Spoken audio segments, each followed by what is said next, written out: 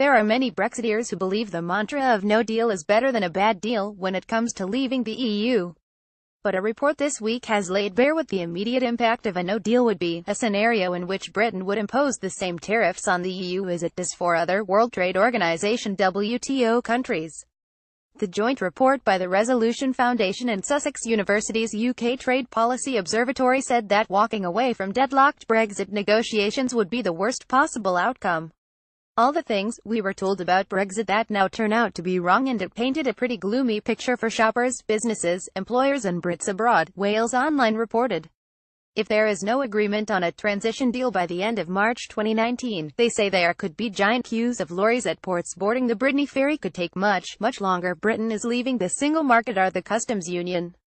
If we crash out without a deal with the EU on imports and exports, then thousands of lorries will face lengthy checks each day.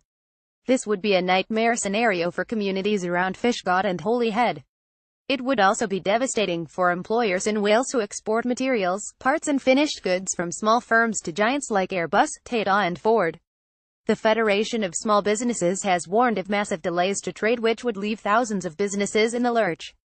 Sir Amias Morse, the UK's Auditor General, has warned of a horror show if the customs union is not extended for a transition period. HMRC has spoken of probably about 130,000 businesses which will be dealing with customs for the first time.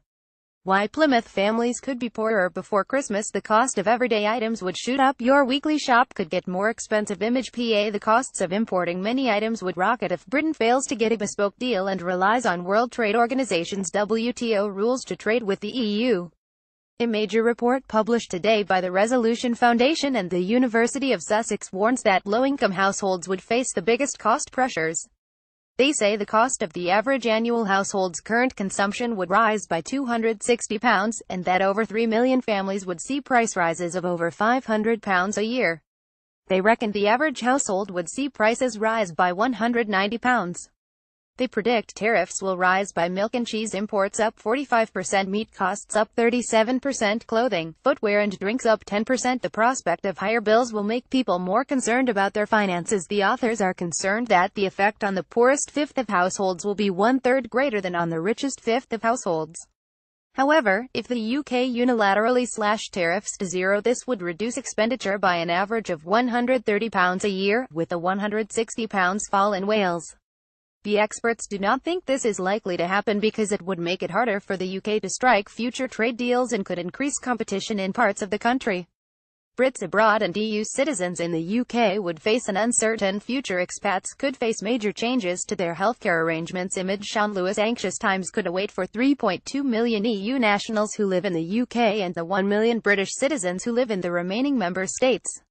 If no deal is in place, for example, expats who have retired abroad would not be able to enjoy free healthcare. The Nuffield Trust has warned that if British pensioners lost their healthcare cover in EU states and had to return to the UK and get the care they need, the extra annual costs to the NHS could amount to as much as £1 billion every year. UK mobile phone users could also face roaming charges when travelling in the EU.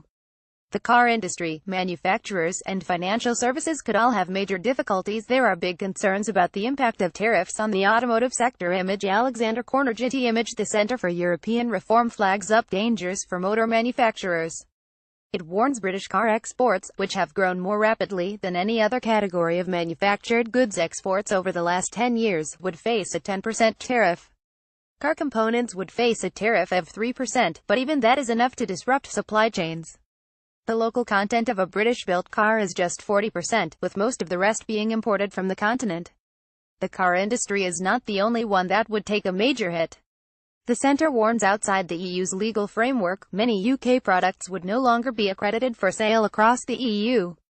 For example, sales of British pharmaceuticals or chemicals in the EU would not be immediately authorised. Similarly, British-based airlines would no longer be allowed to fly to EU member states, because the UK's authorisations of British airlines would no longer be recognised by the EU. British-based financial firms would lose their passporting rights overnight, and mutual recognition of many regulatory standards would end.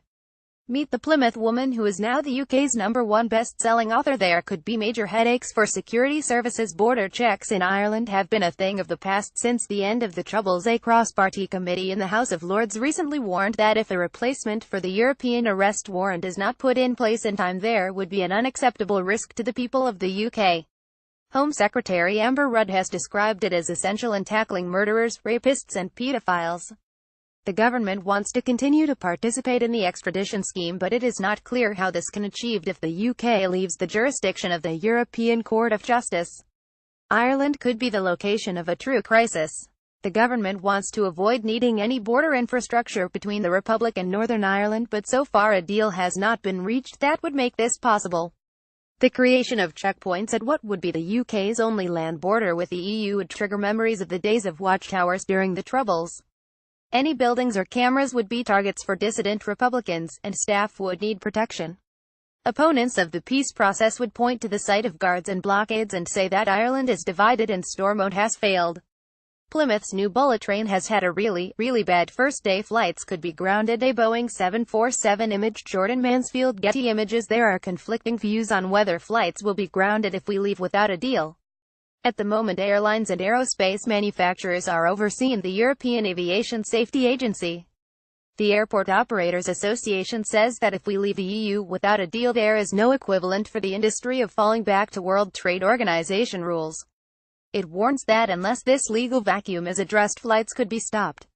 Ryanair has also warned flights could grounded, but other airlines are less pessimistic. Posh £50 million boutique hotel will be allowed to sell alcohol 24 hours a day. We could lose access to life-saving medicines. Medical supplies could be affected. Image. Balenciaga leaving the EU. Nuclear agency Euratom threatens the supply of radioactive isotopes used in scans and radiation treatment.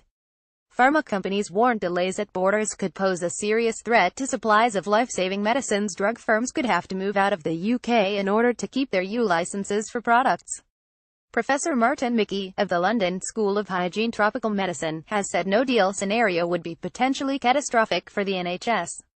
How bling-loving Plymouth drugs kingpin blew more than £200,000. This is what people are saying. Anti-Brexit protests continue. Image. Victoria Jones. Bawire. Ilona Serwicka of the University of Sussex is adamant the UK government should not abandon Brexit talks because the costs of no deal would be too great. She said to avoid the real economic danger of a cliff-edge scenario, that will see the cost of living for households up and down the country go up, the UK government must realise that walking away from the negotiating table is the worst possible outcome. A report by the UK and a Changing Europe research group warned that a chaotic Brexit would be a political mess, a legal morass and an economic disaster, and that even with time to prepare, major sectors would face sudden and disruptive change. Anti-Brexit protesters will fear their nightmares are about to come true. Image. PA Cardiff South and Penarth. Labour MP Stephen Doughty, a high-profile opponent of a no-deal Brexit, said it's clear that the no-deal Brexit Theresa May is threatening will make working people in this country worse off, with the very poorest paying the price for the government's ideological choice of a hard and extreme Brexit. Given that we import 20% of all the food we eat from Europe, this will make the weekly shop more expensive for working families.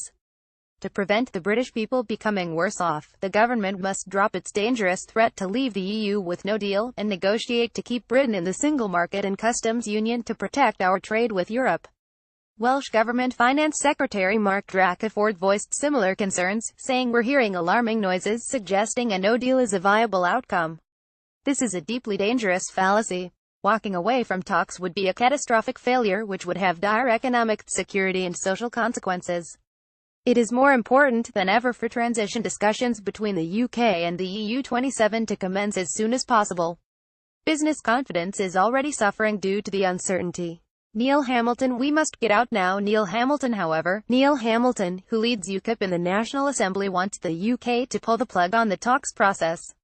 He claimed blustering Brussels bureaucrats were trying to terrorize the other members of their failing union by seeking to humiliate our great country at every step, adding this farcical non-negotiation process must end and we just get out now. Julian Jessup of the Institute of Economic Affairs was not panicked at the thought of no deal.